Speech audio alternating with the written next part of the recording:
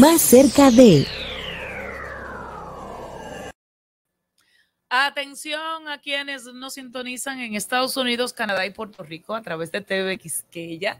Nuestros saludos para ellos, a quienes a través de YouTube están en todo el mundo, a quienes nos han escrito de Suiza, de Holanda, de Puerto Rico, también de España, ¿verdad? Y desde otros diversos puntos. Saludos también para la gente que está conectada en Twitter, en Facebook, en vivo también y aquí en el país, por supuesto, a través de Estudio 88.5 FM para Santo Domingo y todas las zonas aledañas. En el Cibao, a través del circuito de televisión Teleduarte y también a través de Telecibao HD. Nuestros saludos a toda nuestra gente y también Ruta 66 que se origina en la capital.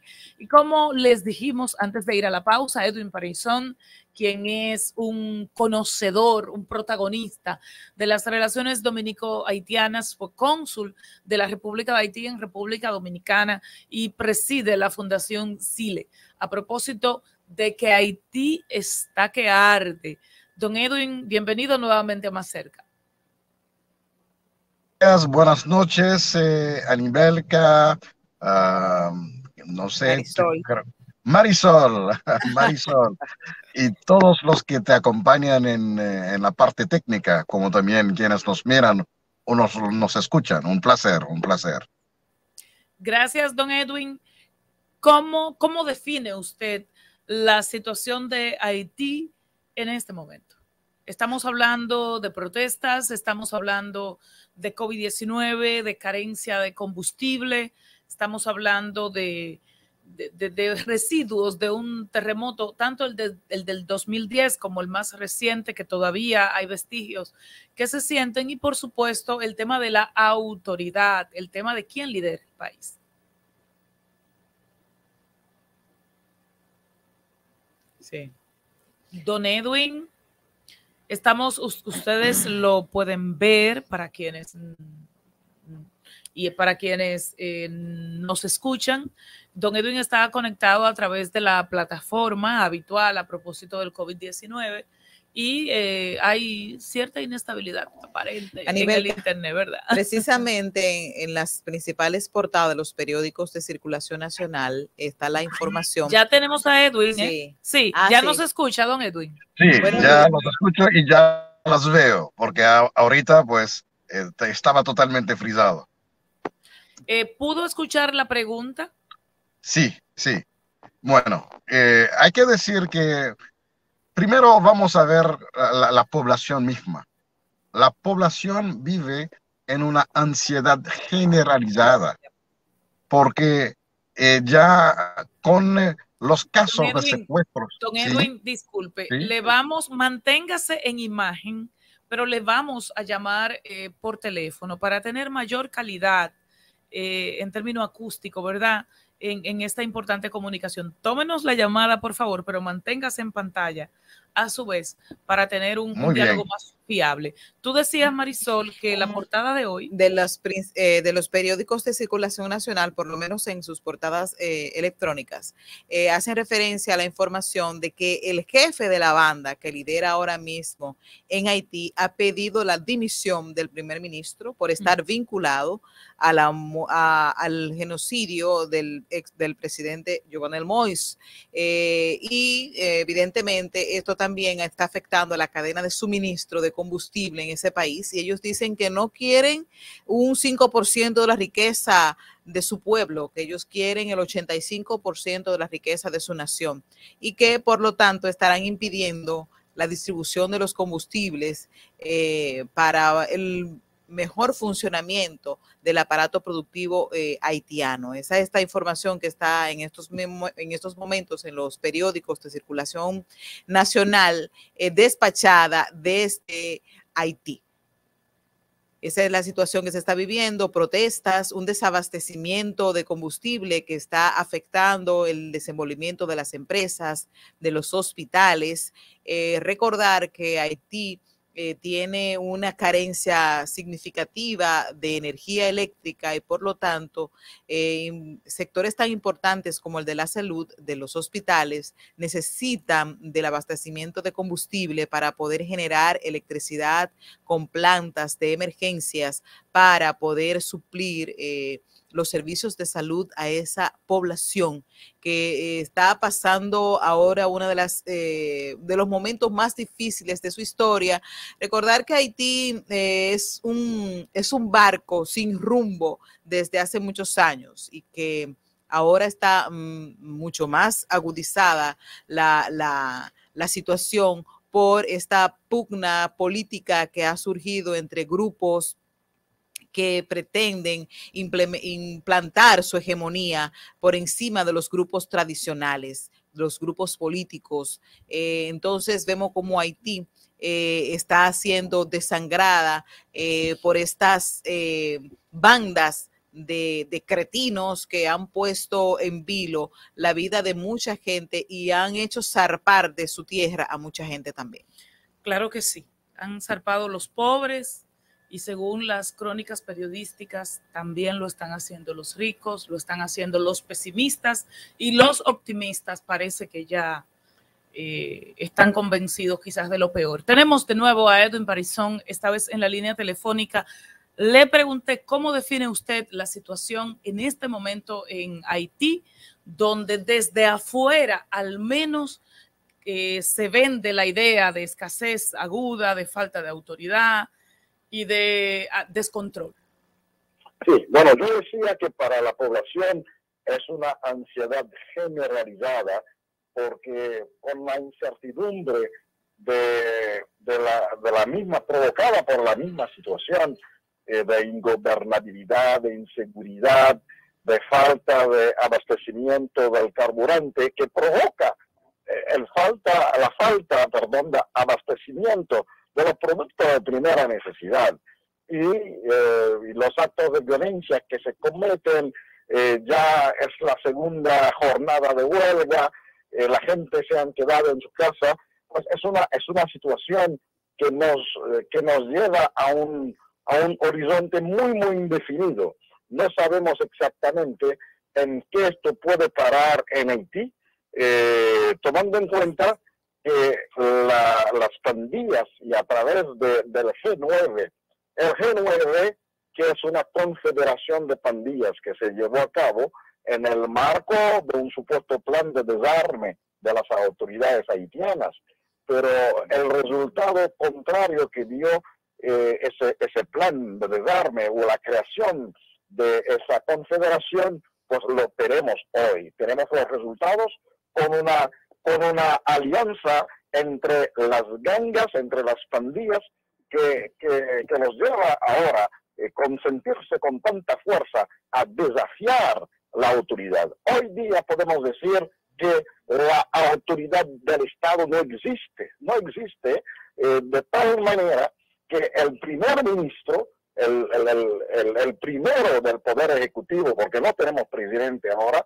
ha tenido que salir huyendo hace apenas una semana de un acto patrio en conmemoración del día de Dessalines. Y los jefes de pandillas, pues ahora se exponen públicamente, ya no se esconden, ya hacen sus marchas, hacen sus mítines, reúnen a sus simpatizantes, tienen vida a través de las redes sociales, y por tal razón pues hemos insistido en que el país más influente en nuestra vida política son los Estados Unidos, y ha sido muy oportuna esa iniciativa, la iniciativa del llamado a una mejor implicación de los Estados Unidos, hecha por los presidentes de República Dominicana, Costa Rica y Panamá. Porque definitivamente el gran problema que tenemos dentro de ese marco es que las armas que alimenten a esos grupos, a las pandillas, armas, municiones y otros instrumentos provienen de los Estados Unidos. Para ISOM, precisamente me cuestiono y me llega a la mente una hipótesis. El financiamiento para este movimiento que cada día toma más fuerza, mejor armado, mejor estructurado, ¿tiene origen desde los Estados Unidos o ustedes, o usted que conoce más bien la estructura social y política de su país, cree que tiene cimientos en su propia tierra? No, definitivamente, cuando se hace una radiografía de los grupos de esas pandillas, cómo han surgido y cómo han crecido en la vida política, en la vida hasta social del país, entonces hay que ver, digamos, tres fuentes de ingresos para esos grupos. Una primera fuente son, en un tiempo, hace quizás 15 años, 20 años, algunos empresarios utilizaban los que llamamos chimé en Haití. Son muchachos de los barrios populares que no están trabajando, entonces les compraban un arma para mantener la seguridad de los negocios y para proteger esos negocios frente a los disturbios políticos. Entonces, comenzó en una parte vinculado a algunos empresarios haitianos. Luego, los políticos también comenzaron a utilizar esos muchachos para la animación política. En algunos barrios populares también les entregaban una pistola, les entregaban un fusil para en sus mítines políticos tener a alguien que pueda ofrecer algún tipo de respaldo en caso de alguna situación. Sí. En un tercer lugar, sobre todo esos grupos que salieron de la zona del litoral, de la zona de Cité Soleil, que colinda con el mar. Entonces, esos muchachos ya son muchachos que comenzaron con el microtráfico en esa zona y se convirtieron en grupos armados, pandillas armadas, para proteger a sus negocios y comenzaron a crecer hasta entrar ahora en el mercado de los secuestros. Y no entraron solos, sino algunos grupos mafiosos de la élite económica llevaron a esos muchachos al mundo de los secuestros. Pero entonces el financiamiento, Edwin, es propio de las estructuras de poder de Haití. ¿No cree usted que haya ninguna vinculación extranjera en este proceso de reforzamiento y de engranaje de estos grupos? No, hasta ahora no hay datos o no hay evidencias que se pueda vincular financiamiento externo a esos grupos. Pero sí, es importante decir que ha habido una política de tolerancia de esos grupos y es la gran pregunta, ¿por qué? ¿Por qué, digamos, que algunos actores de la comunidad internacional han dejado que eso creciera tanto? Porque tienen la facilidad de entrometerse en la vida política nuestra hasta llevarse a un presidente, llevaron a Aristide y tumban al presidente, y esa situación que tenemos, que está dando serios problemas, no solamente a nivel interno, pero ya está dando problemas al provocar los flujos migratorios, porque por la inseguridad generalizada que hay en Haití, hay un movimiento migratorio a lo interno, y por eso la gente se refugia en centros deportivos o se van hacia el interior. Una ciudad como Jacmel, por ejemplo, es una ciudad, o la zona sur, desde Cantorén hasta Jacmel, son comunidades que han recibido una ola migratoria interna. ¿Sí? ¿Cómo usted califica este momento? Quizás es el momento en términos sociales, políticos, más difícil, terminado, si se quiere, ya en la vida democrática de Haití, dejando atrás las dictaduras. sí, nunca hemos llegado a un nivel, lo repito, un nivel tan bajo.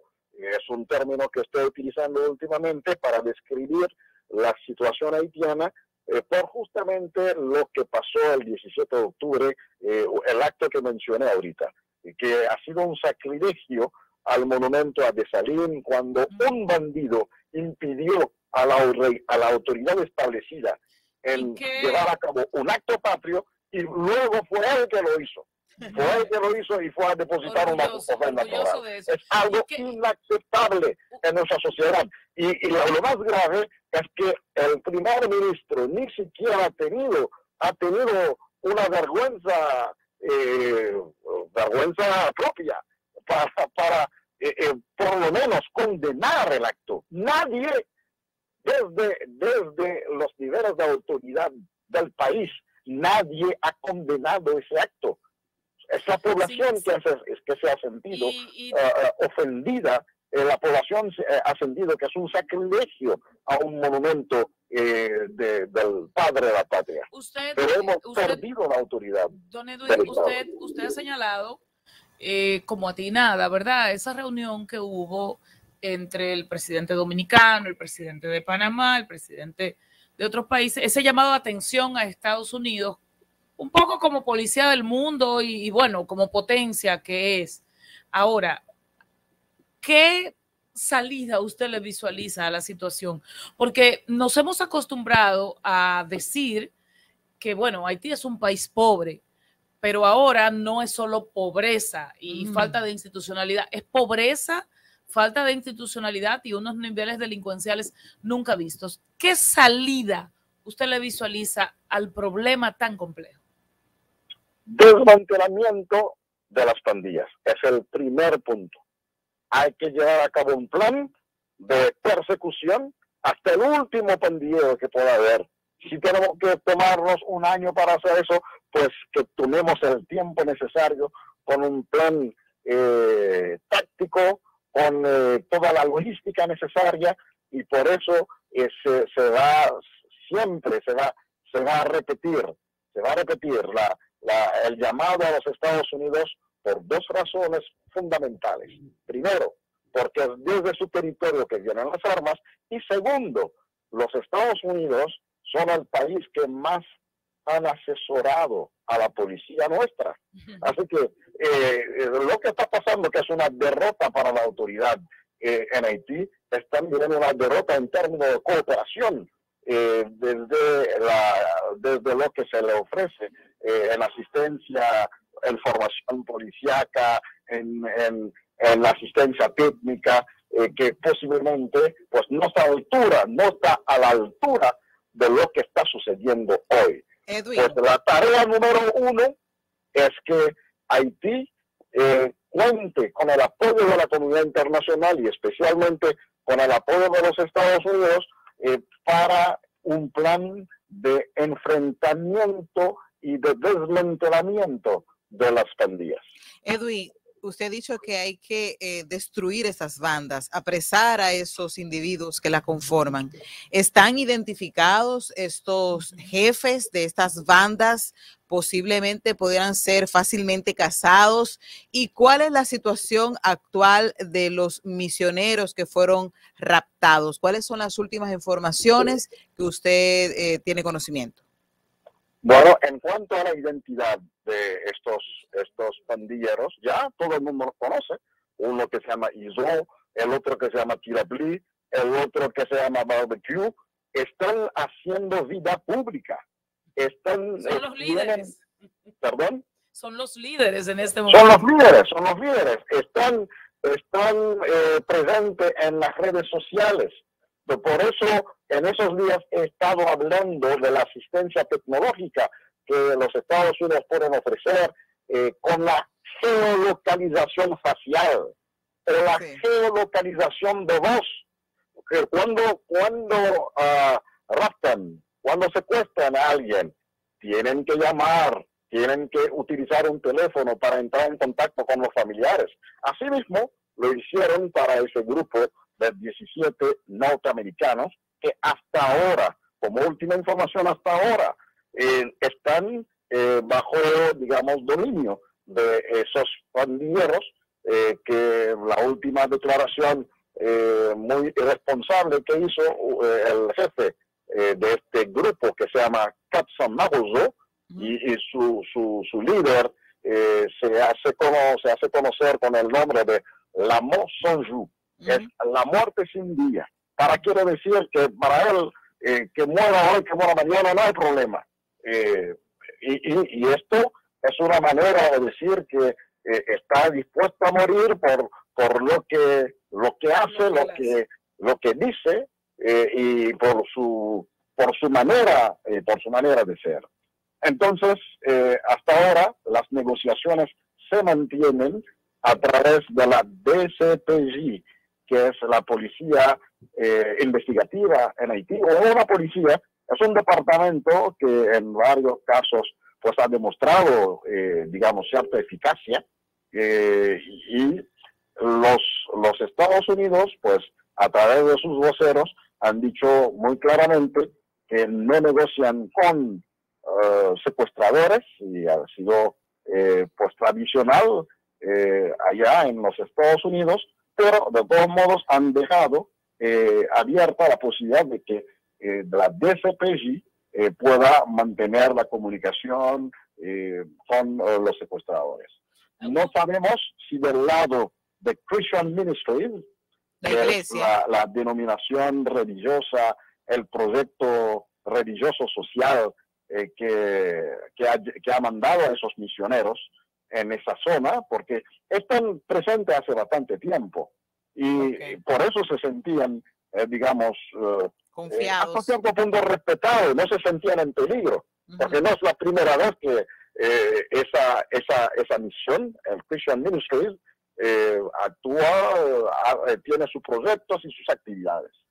Porque mucha gente ha dicho, pero ¿por qué estas personas han ido en esos momentos? Bueno, porque las iglesias siguen funcionando en esa zona, la población sigue viviendo en esa zona, a pesar de la presencia de este grupo pandillero muy peligroso y que es responsable de la muerte de otras personas, hasta de niños, porque muchas veces cuando ellos dan señal a un vehículo de pararse y el vehículo no se para, entonces disparan sobre el vehículo. Y por lo menos en 2 ocasiones hemos tenido muertos, pasajeros que han muerto dentro de los vehículos porque no se han parado.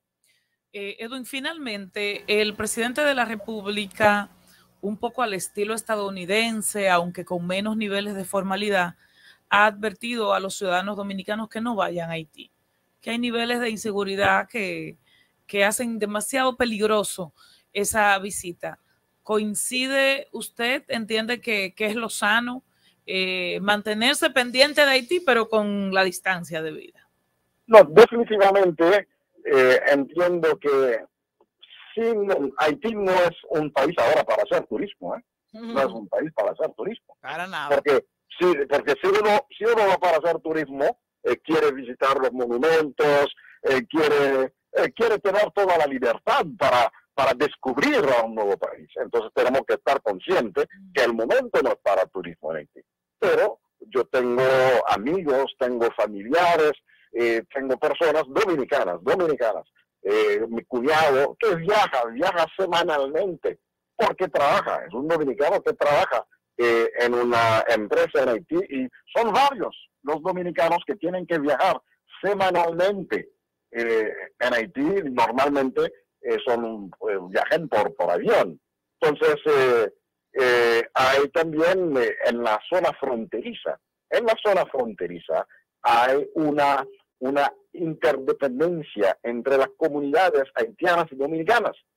Es difícil que los dominicanos no crucen y los haitianos no hacen lo mismo dentro de los diversos intercambios que hay. Pero en la frontera hay 3 puntos fronterizos que no han tenido problemas en términos de seguridad, tal como lo conocemos, por ejemplo, en el puesto fronterizo de Jimaní-Malpaso, porque ese puesto fronterizo justamente es la zona de control, la zona, digamos, de dominio del grupo Katsan Maruzo. Los otros puestos fronterizos como Dajabón Guanamet o Elías Piña de la DER, Ansapit, Pedernales, no tienen, no representan esta situación de riesgos. Entonces la gente sigue cruzando para visitar familiares, para intercambiar lo que sea. Entonces es difícil que todo quede parado, es difícil que todo quede parado. Bueno, como dicen, las fronteras también viven de las fronteras. Gracias, Edwin Paraizón, ex cónsul de Haití en República Dominicana, un estudioso de la realidad de su país y de este lado también. Gracias por acompañarnos en Más Cerca. Siempre a la orden. Tenemos mucho más luego de esta pausa. A nivel Rosario, Más Cerca.